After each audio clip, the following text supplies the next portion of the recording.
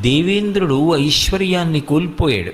కోల్పోయిన తరువాత తాను పడినటువంటి కష్టాలకి తానే పశ్చాత్తాపాన్ని పొంది తిరిగి మళ్ళీ లక్ష్మీదేవి యొక్క అనుగ్రహం పొందడానికి కావలసినటువంటి విధానాన్ని తెలుసుకోవడానికి చతుర్ముఖ బ్రహ్మగారిని ఆశ్రయించాడు. ఆయన సృష్టికర్త. మీరు ఎప్పుడైనా పౌరాణిక వాంగ్మయం చూస్తే మీకు ఒక విషయం కనపడుతుంది. ఏదైనా సమస్య ఏర్పడితే మొట్టమొదట అందరూ కూడా బ్రహ్మగారి దగ్గరికి వెడతారు. ఆయన ఒక మార్గాన్ని చూపిస్తాడు. ఇదిగో మీరు ఇలా వెళ్ళండి అని చెప్తూ ఉంటాడు. సృష్టికర్త అంటే ఈ లోకములను సృజించినటువంటి వాడు. అలాగే మన ఇంటికి కూడా ఓ పెద్ద ఉంటారు. ఒక సమస్య ఏర్పడినప్పుడు ఆ ఇంటి పెద్దని ఆశ్రయించి వారు ఇచ్చినటువంటి మార్గదర్శనంలో మనం ప్రవర్తించగలగాలి. అది గుణములను కలిగి ఉండుట అంటే వారి మాట మీద ఒక విశ్వాసం, వారి మాట మీద ఒక గౌరవాన్ని ఉంచడం, వారికి పెద్దరికాన్ని ఇవ్వడం. అంతేకాని వయస్సుని దృష్టిలో పెట్టుకుని కేవలం ఏదో యాంత్రికంగా ఒక నమస్కారం చేసి వారి మాట తిరస్కరించడం కాదు. వారు అనుభవంతో చెప్పినటువంటి మాటకి ఒక ప్రాధాన్యత ఇచ్చి పరిశీలించగలిగినటువంటి అధ్యవసాయంతో కూడుకున్నటువంటి బుద్ధిని కలిగి ఉండేటటువంటి స్థితికి వినయము అని పేరు. అటువంటి స్థితిని పొందాలి. అందుకే బ్రహ్మగారిని వెళ్ళి అడుగుతారు. బ్రహ్మగారు శ్రీ మహావిష్ణువుని ఆశ్రయించమన్నారు. వాళ్ళందరూ శ్రీ మహావిష్ణువుని స్తోత్రం చేశారు. మీరు జాగ్రత్తగా గమనిస్తే అనేక సందర్భాలలో అసలు శ్రీ మహావిష్ణువు దర్శనమివ్వరు, ఆయన వాక్కు వినపడుతుందంతే. ఈ సందర్భంలో ఆయన ఒక మాట చెప్పారు. పోగొట్టుకున్నటువంటి లక్ష్మిని తిరిగి పొందాలి అంటే క్షీరసాగర మథనం చెయ్యాలి. ఆ క్షీరసాగర మథనం చెయ్యాలి అంటే దానికి కొన్ని సంభారములు కావాలి. ఆ పాల సముద్రంలోకి పట్టుకెళ్ళి అనేకమైనటువంటి లతలు, ఓషధులు మొదలైనటువంటి వాటిని నింపాలి. తర్వాత మందర పర్వతాన్ని కవ్వంగా చేసుకోవాలి. వాసుకుని తీసుకొచ్చి తాడుగా చుట్టాలి. ఈ ప్రక్రియలో నేను మీకు సహాయపడతాను. ఈశ్వరుడి యొక్క సహాయం లేకుండా అసలు ఏ కార్యమూ నెరవేరదు. ఇది బాగా జ్ఞాపకం పెట్టుకోవలసినటువంటి విషయం. లక్ష్మీ కటాక్షం కావాలి అని కోరుకునేటటువంటి వ్యక్తి కేవలము తన యొక్క సమర్థత చేత తాను ఒక కార్యాన్ని చాలా కష్టపడి నిర్వహిస్తే ఫలితం వచ్చేస్తుంది అనేటటువంటి మాటకి సనాతన ధర్మంలో ప్రామాణికత లేదు. అందుకే సుందరకాండలో సీతమ్మ కూడా ఒక మాట చెప్తుంది. కచ్చిదాశాస్తి దేవానాం ప్రసాదం పార్థివాత్మజ కచ్చిత్ పురుషకారంచ దైవంచ ప్రతిపద్యతే అంటుంది. పురుషకారమునకు దైవము యొక్క సహాయము తోడు కావాలి. నేను నా వంతు ప్రయత్నం నేను చెయ్యాలి. కానీ ప్రయత్నం చేసేటప్పుడు ఒక్కటి జ్ఞాపకం పెట్టుకోవాలి. 99 పాళ్ల నా ప్రయత్నానికి ఒక్క పాళ్ళు భగవంతుని యొక్క అనుగ్రహం కలిసి రాకపోతే ఆ కార్యము నెరవేరదు. అందుకే భగవద్భక్తి అనేటటువంటి మాటకి అంత విశేష ప్రాధాన్యత ఉంటుంది.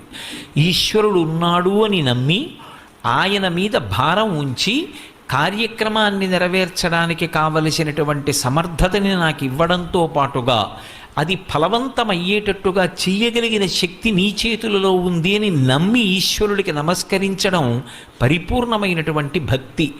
అందుకే మీకు నేను తోడుగా ఉంటాను అన్నారు శ్రీ మహావిష్ణువు. అందుకే క్షీరసాగర మథనంలో ఎప్పుడెప్పుడు వైక్లభ్యములు ఏర్పడతాయో అప్పుడప్పుడు ఆయన వచ్చి ఆదుకుంటారు. ఒకప్పుడు ఆ మందర పర్వతం పాలసముద్రంలోకి దిగిపోతోంది. ఆదికూర్మ వచ్చి ఆదికూర్మమై వచ్చి నిలబడ్డారు. తీరా అమృతోత్పాదనమైన తరువాత అమృతాన్ని రాక్షసులు పొందబోయారు. మోహినీ స్వరూపంలో వచ్చి దేవతలకు అందేటట్టు చేశారు.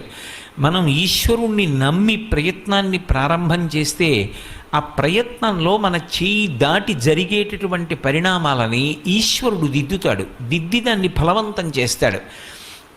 అందుకే వారు ఆ స్వామి చెప్పినటువంటి మాట యందు పరిపూర్ణమైన విశ్వాసంతో క్షీరసాగర మథనాన్ని ప్రారంభం చేశారు.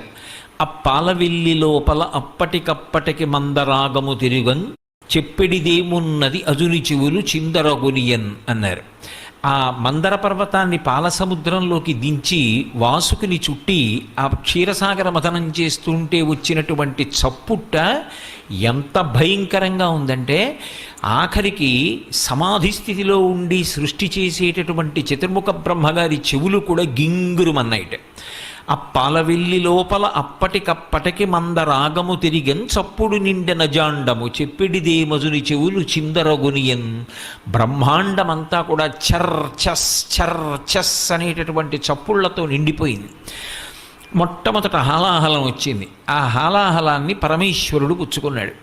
హాలాహలం తర్వాత ఒక్కొక్కటి దివ్యమైనటువంటి వస్తువులు ఉత్పాదనమయ్యాయి. ఒక్కొక్క దాన్ని ఒక్కొక్కరు పంచుకున్నారు. అలా ఆ క్షీరసాగర మథనం జరుగుతుండగా అకస్మాత్తుగా అందులోంచి లక్ష్మీదేవి ఆవిర్భవించింది. ఆ ఆవిర్భవించేటటువంటి స్థితిలో ఆ తల్లి లోకములనన్నిటినీ కూడా అనుగ్రహించడం కోసం వచ్చినటువంటి తల్లి కదూ. అందుకని అసలు ఆవిడ క్షీరసాగరంలోంచి పైకి పద్మంలోంచి ఆవిర్భవిస్తుంటే ఆవిడ పైకి వస్తున్నప్పుడే తల దగ్గర నుంచి కదూ కనపడుతుంది. పాల సముద్రంలోంచి పైకి వస్తోంది అంటే మనకి లలితాదేవి యొక్క ఆవిర్భావ సమయంలో ఎలా అయితే తల దగ్గర నుంచి పాదాల వరకు చెప్తారో అలాగే లక్ష్మీదేవి కూడా పాల సముద్రంలోంచి పైకి తేలినప్పుడు తల దగ్గర నుంచి ఆ పద్మములో కూర్చున్నటువంటి తల్లి యొక్క పాదముల వరకు దర్శనం. అందులో అసలు ఆవిడ పైకి వస్తుంటేనే ఎంత వైభవంగా తల్లి పైకొచ్చింది అంటే తొలకారు మెరుగుకైవడి. ఆ తొలకరి ప్రారంభమయ్యేటటువంటి సమయంలో ఆకాశంలో వచ్చేటటువంటి మెరుపు సౌదామిని అంటాం. ఆ సౌదామిని ఆ మెరుపు మొట్టమొదట వస్తుంది, కంటిని ఆకర్షిస్తుంది. మెరుపుకుండేటటువంటి లక్షణం ఏమిటి అంటే అది ఎక్కడ ఉండనివ్వండి తళుక్కుమని మెరిస్తే కంటికి ఆ మెరుపు తగిలి ఒక్కసారి అందరూ దాని వంక చూస్తారు. లక్ష్మీదేవి వంక చూడడం కూడా అలాగే ఉంటుంది. లోకమంతా ఆమె కటాక్షం కోసం చూస్తారు. అందుకే తొలకారు మెరుగుకైవడి తలతలమని మేని మెరయ ధగధగమనుచున్. ఆ తల్లి చూపుల కలుములనీనుచు. అలాగే చెలువంబులు మొదట పుట్ట మొదటెంకి సిరి పుట్టెన్రుపా అంటారు పోతన గారు భాగవతంలో క్షీరసాగర మథనఘట్టాన్ని వర్ణిస్తూ. తలతలమని మేని మెరయ ధగధగమనుచున్ అంతా కూడా కాంతులే చెప్తారు. దీంట్లో మీరు బాగా గమనించవలసిన విషయం ఏమిటంటే లక్ష్మీదేవి యొక్క వైభవాన్ని ఎక్కడ చెప్పినా సరే మెరుపు తీగతో చెప్తారు. ఎందుకని మెరుపు తీగతో చెప్తారు అంటే అన్నిటిలోకి తొందరగా కంటిని ఆకర్షించేది ఏది అంటే మెరుపు. చీకటిగా ఉందనుకోండి, చీకట్లో సౌదామిని విద్యుల్లత ఒక మెరుపు మెరిసిందనుకోండి మబ్బు మీద, ఆ మెరుపు మెరవగానే ఎటువైపు నుంచి ఆ మెరుపు మెరిసిందో అటువైపుకి ఆ కాంతి కంటిని లాగుతుంది. ఆవిడ కూడా ఒక మెరుపు తీగలా ఉంటుంది. ఆ మెరుపు తీగ ఒక్కసారి అలా తటిల్లత వెలిగిందనుకోండి లోకమంతా కూడా వెలుగులో కనపడుతుంది. లక్ష్మీదేవి లోకముల వంక చూసేటటువంటి స్థితి అలా ఉంటుంది. ఆవిడ కన్ను విప్పి ఒక్కసారి చూసిందనుకోండి ఆ చూపుల చేత లోకములన్నీ బ్రతుకుతాయి, చైతన్యాన్ని నింపుకుంటాయి. అంతటి గొప్ప స్థితిలో చూపిస్తుంది. అందుకే పోతన గారు ఆ చిన్న పద్యం అంతా కూడా మెరుపులతోటే తీసుకెళ్ళారు. తొలకారు మెరుగుకైవడి తలతలమని మేను మెరయ ధగధగమనుచున్. ఆవిడ శరీరం అంతా కూడా తళుక్కని మెరిసిపోతోంది, ధగధగమంటోంది. రెండూ కాంతికి సంబంధించినటువంటి విశేషాలే.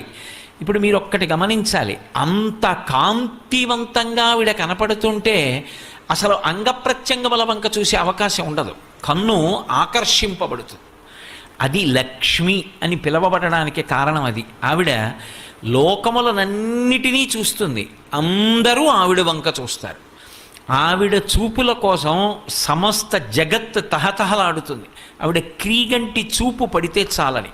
అందుకే లలితాదేవి ఆవిర్భావంలో చెప్పినట్టుగా తల నుంచి పాదముల వరకు వర్ణించారు, మొత్తం ఒక కాంతి పుంజం కింద చెప్పారంతే. అందుకే తలతలమని మేను మెరయ ధగధగమనుచున్.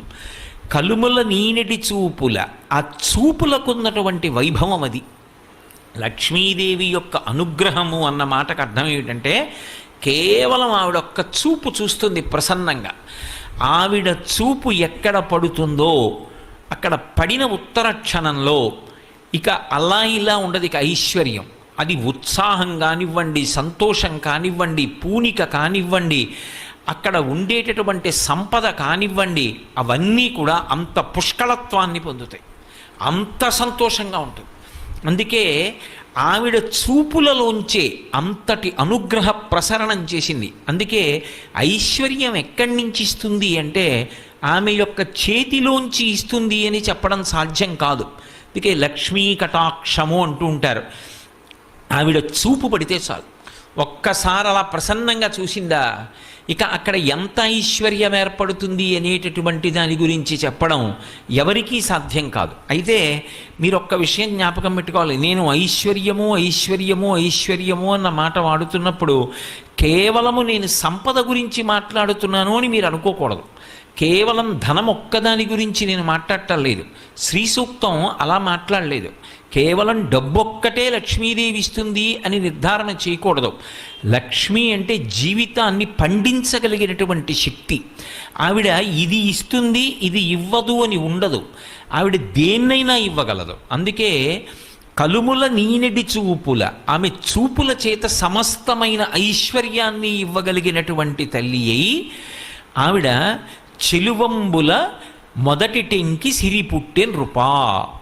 ఆమె ఈ లోకానికంతటికీ కూడా అద్భుతమైనటువంటి సౌందర్యరాశి, లోకమాత మొట్టమొదట సృజింపబడింది అన్నారు. అంటే మళ్ళీ క్షీర సముద్రంలోంచి ఆమె తల్లి క్షీరసాగరానికి కుమార్తెగా ఉద్భవించింది. ఇది ఆమె యొక్క అవతార స్వీకారమునందుండేటటువంటి తత్వం.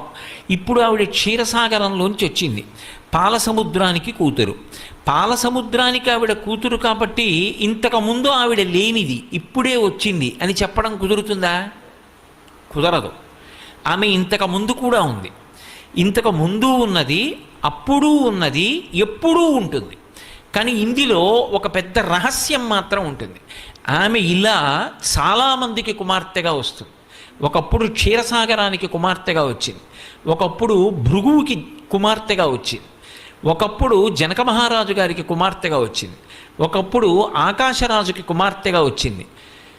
అసలు యథార్థంగా చెప్పాలంటే ఎవరి ఇంట ఆడపిల్ల పుట్టినా లక్ష్మియే వస్తోంది అని గుర్తు.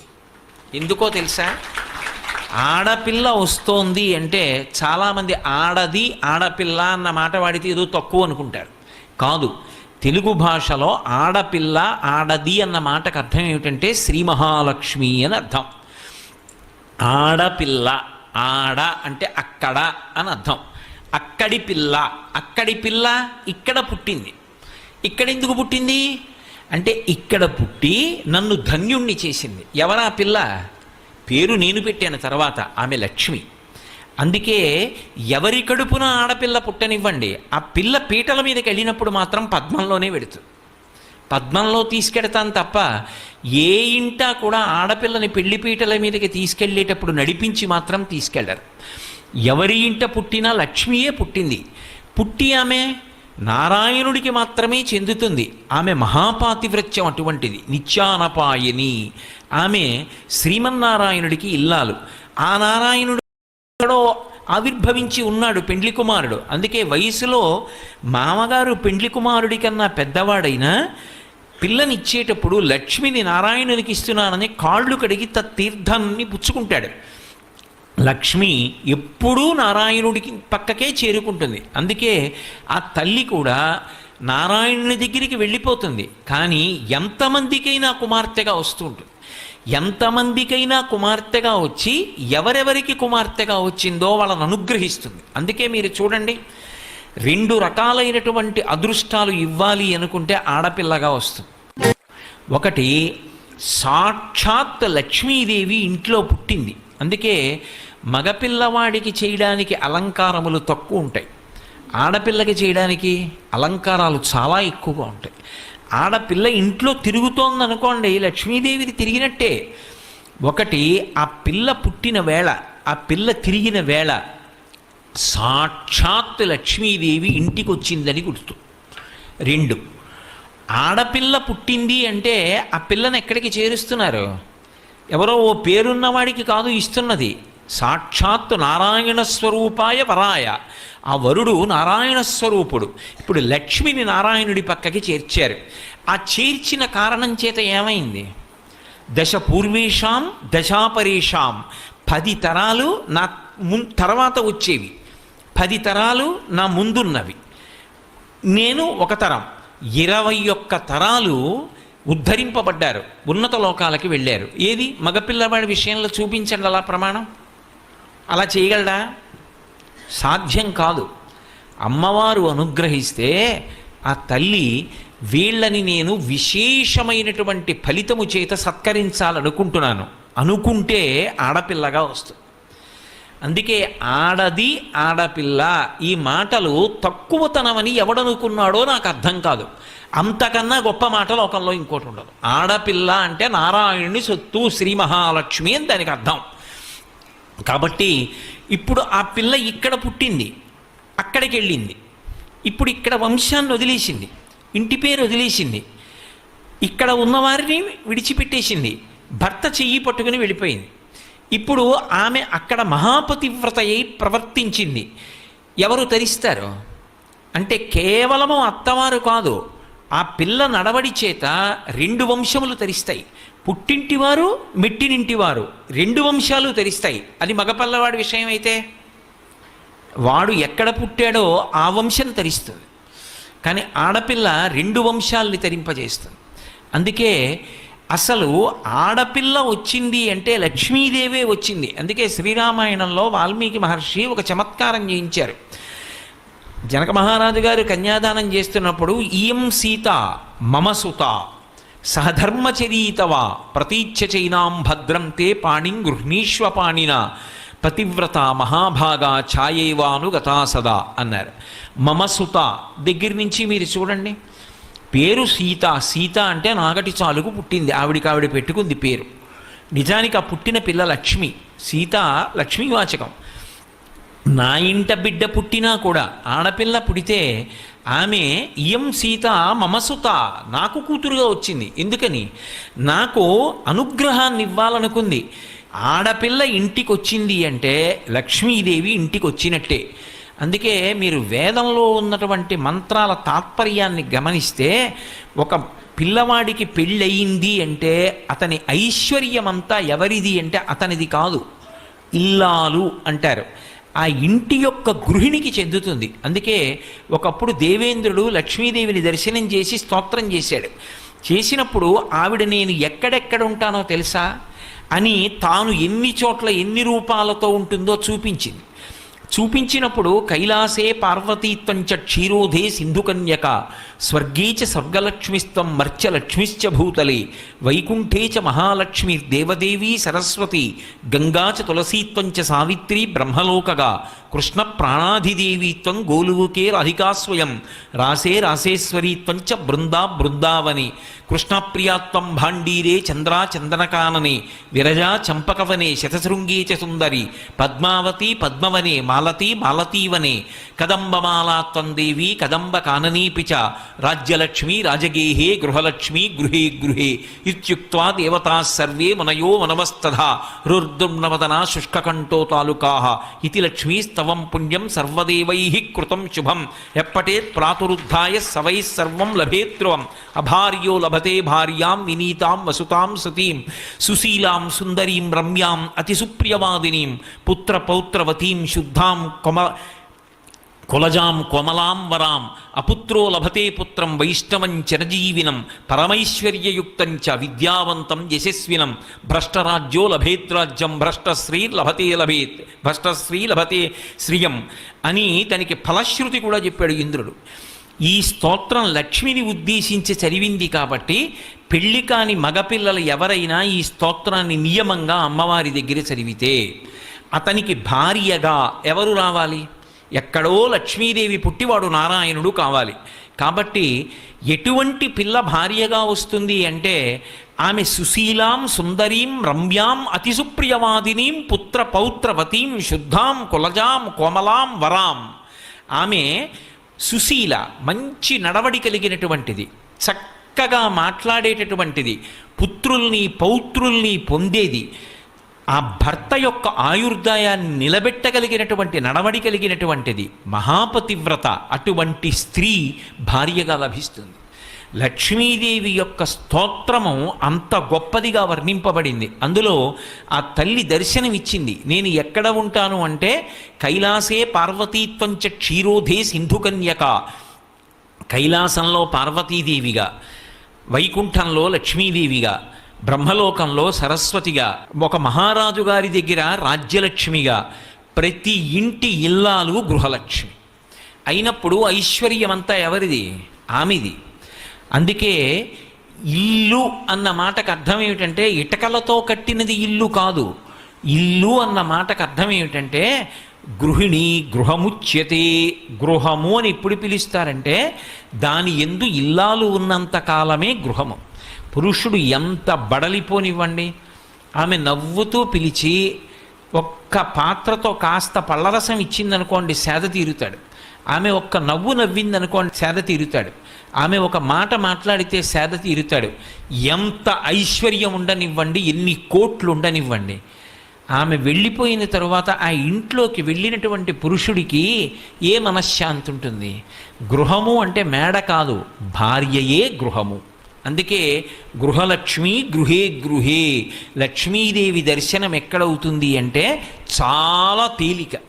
దర్శనం చెయ్యాలన్న కోరిక ఉండాలి, కానీ నా భార్య లక్ష్మీ స్వరూపయే, నా పక్కింటి వారి భార్య సాక్షాత్ లక్ష్మి, ఆ భావన నీకు ఉండాలి. కానీ ఆ భావన చాలు నీకు లక్ష్మీ కటాక్షం కలగడానికి హేతు అవుతుంది.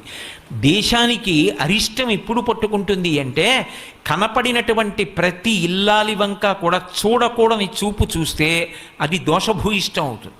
ప్రతి ఇల్లాలిని కూడా లక్ష్మీ స్వరూపగా చూడగలిగినటువంటి విశాల హృదయం ఉంటే, అటువంటి పవిత్రమైన దృక్కులు కలిగి ఉంటే, దాని చేత దేశమంతా